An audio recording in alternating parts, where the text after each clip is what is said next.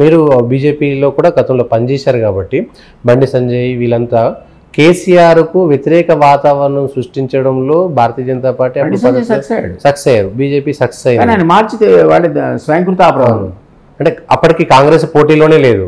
2018 నుంచి 23 దాకా BJP alternate కింద ఉంది, దాన్ని కొలాబ్స్ చేసుకున్నారు వాళ్ళు. సో ఆ సృష్టించిన వాతావరణం కాంగ్రెస్ అనుకూలించిందని చెప్పి వచ్చింది కదా, ఆయన కొలాబ్స్ గానే కాంగ్రెస్ లేచింది. అంతే, అదే కారణం అసలు కాంగ్రెస్ లేవడానికి బీజేపీ కొలాబ్స్ కావడం. అంతే, అది ఇంటర్నల్ ఫైట్, కొత్త వచ్చిన వాళ్ళు పాత వచ్చిన వాళ్ళకి పడకపోవడం, సంజయ్ తీసే ఏమన్నా లాభం జరుగుతుందని రాంగ్ క్యాలిక్యులేషన్ చేయడం, అండ్ కవితను అరెస్ట్ చేయకపోవడం, కేసీఆర్ మీద యాక్షన్ తీసుకోకపోవడం, ఇవన్నీ ఫ్యాక్టర్స్ వల్ల బీజేపీ స్వయంకృత అపరాధంతో కొలాబ్స్ అయింది. ఆ తర్వాత వాళ్ళు లేవలేకపోయింది. ఇంకో ఆప్షన్ ప్రజలకు వేరే ఆప్షన్ లేదు. ఇంకా ప్రజలు ఎటు చూసినా అదే చెప్తున్నారు, నాలాంటి వాళ్ళు బయటకు వచ్చి చూస్తే ఒకటి తప్ప ఎవరు కనపడలేదు మాకు. సో మేము అందులోకి వెళ్ళిపోయాం. నిజం కూడా ప్రజలు కూడా ఆ మూడ్లో ఉన్నారు. కేసీఆర్ ఓడించాలని మూడులోకి వచ్చారు, అందుకని ఆయన ఆదరించారు. తప్పలేదు. మళ్ళీ లేవలేదంటారా? బీఆర్ఎస్ అయిపోయిందండి, లేవదంటారు. టైం పడుతుంది. కేటీఆర్ నాయకత్వం, కేసీఆర్ నాయకత్వాన్ని అసలు హరీష్ ఒప్పుకోడు, కవితనే ఒప్పుకోదు. వాళ్ళు ముగ్గురు 3 పిల్లర్స్. సంతోష్ రావు సరే వెనక వేరే పాలిటిక్స్ చేస్తాడు, కానీ ఇక్కడ రేస్లో మాత్రం మీకున్నది ముగ్గురు, కవిత, కేటీఆర్, హరీష్. ఈ ముగ్గురు మీకు తెలుసు కదా, ఒకళ్ళొకళ్ళు పడి చావరు. ఎంతకాలం కేసీఆర్ అన్నవాడు దీన్ని హోల్డ్ చేయగలుగుతాడు? కానీ బయటకి అట్లా కనబడుతుంది, కానీ లోపల వాళ్ళ ముగ్గురు ఒకటే. నేను వాళ్ళకు చూసాను, సరిపడి చదవాలి. సో ఆ లీడర్షిప్ వాడు యాక్సెప్ట్ చేయరు ఇక్కడ.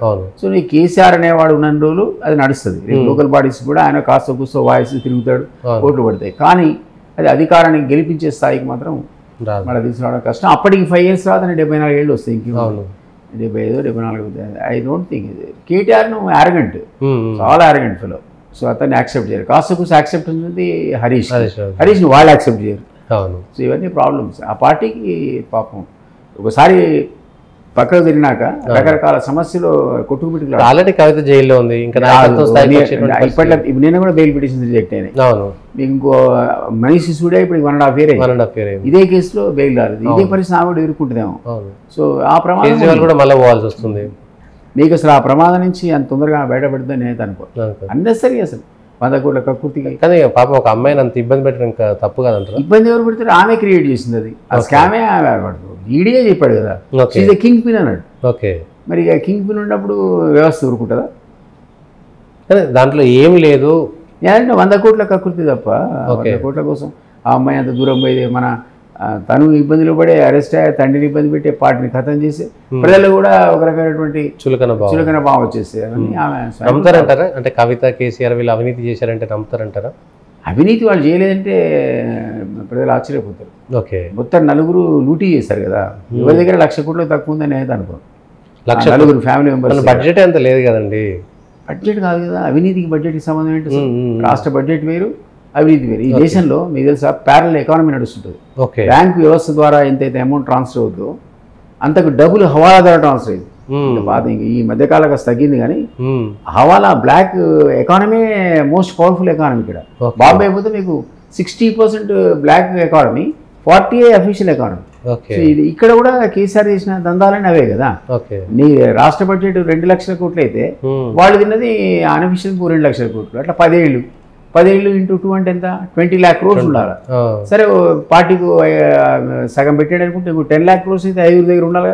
అందుకే నేను 1,00,000 ఇంకా 2 లక్షలు ఇప్పుడు లెక్కేస్తే మనిషికి 2 లక్షల కోట్లు నేను కూడా దగ్గర 1,00,000 నుంచి 2 లక్షలు మరంతే. ప్రాపర్టీస్ కొని, ఇవి కొని, విలాస్ కొని, ఎక్కడి వీళ్ళకి అసలు బాత్రూమ్ చెప్పులు లేని వాళ్ళంతా సిగరెట్ డబ్బాకు డబ్బు లేని కేసీఆర్ ఉద్యమంలో పనిచేసిన కదండి. మీరు దగ్గర Z రూపాయి ఖర్చుతో సహా అన్ని మేము చూస్తాం. రూపాయి లేనివాడు కదా. ఒక్కసారి ఈరోజు ఆయనే అఫీషియల్ ప్రకటించుకున్నాడు 1000 కోట్ల మంది అఫీషియల్ బడ్జెట్ అని. ఎవరిది? TRS party official. అండ్ ఇంకో మాట ఏమన్నాడు ఇప్పుడు రాజీవ్ సర్దేశాయ్ అనుకుంటాను, ఏమనంటే మొత్తం ఎంటైర్ అపోజిషన్ కనుక యునైటెడ్గా నిలబడి నన్ను కన్వీనర్ పెట్టుకుంటే దేశవ్యాప్తమైన ఎలక్షన్స్ ఖర్చు అంతా నేనే పెట్టుకుంటాను. ఎలక్షన్ ఖర్చు అంటే ఏంటి అసలు? ఎంటైర్ కంట్రీకి నేనే పెడతాను. ఎక్కడ డబ్బులు లేదురా అంటున్నా. ఉద్యమ నేతగా డబ్బులు లేని కేసీఆర్, సిగరెట్ డబ్బాకు డబ్బులు లేని కేసీఆర్ ఇట్లే దేశవ్యాప్తంగా ఖర్చు ఎట్లా పెడతారు అసలు? సో అది దాని ఏమంటారు, విచక్షణారహితమైనటువంటి సంపాదన.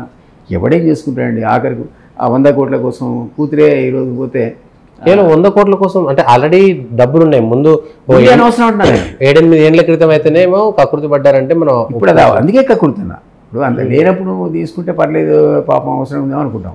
అంతా సంపాదించినాక మళ్ళీ ఇంకో 100 కోట్ల కోసం కక్కుర్తి ఎందుకు? ఆ పాలసీ మనకి ఎందుకు? లిక్కరు ఢిల్లీ వాడు ఏముంటే మనకెందుకు? అది ఎందుకు దూరాలి? వందలు ఎందుకు పాపం? అంటే మనకు కూడా బాధే కదా. కేసీఆర్ వారించరండి, అంటే కేటీఆర్ కేసీఆర్ పాపం ఇవన్నీ డిస్కస్ చేయరు ఆయనతో. అంతా అయిపోయినాక చెప్తారు, సార్ ఈ ఇష్యూ చేస్తే 100 కోట్లు సిలిండర్లు కూర్చొని మంచి కానీ అంటాడు, ఆయనకేం తెలుసు. ఓకే, ఆ టైప్ ఆయన.